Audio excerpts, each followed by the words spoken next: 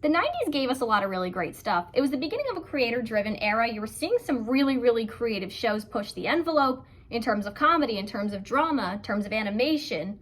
You were seeing a lot of creative freedom, which was very, very wonderful to see. But I am glad we've left some stuff from the 90s behind. You know, not everything ages well, not everything should be taken with us. You know, and that's going to be different for every person. If there's things you like, that's awesome.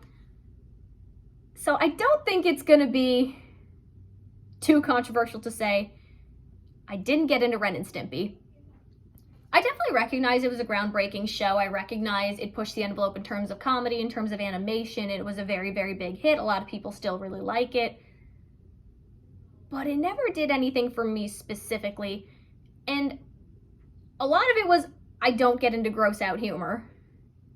It was also a brand of manic, as much as, and this is gonna sound weird, as much as I like stuff that's very energized and even manic, a little sadistic, it wasn't the kind of manic sadistic craziness that I personally get into. Felt a little too off the wall even for me.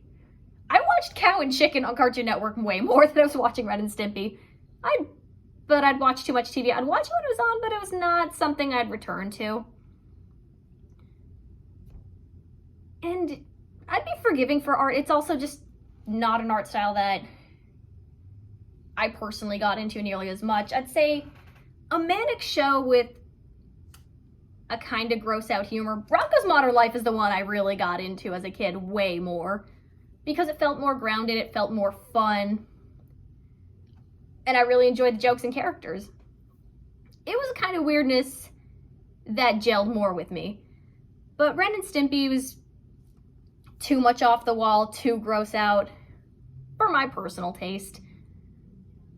But I get what it was doing. It did affect a lot of people in a positive way, and it did push the envelope. It was something very, very different.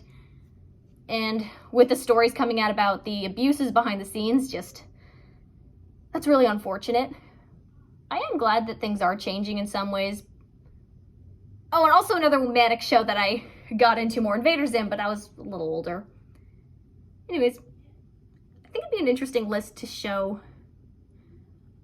And maybe in the future I'll talk about shows that are not awful, that I don't hate, but just never got into.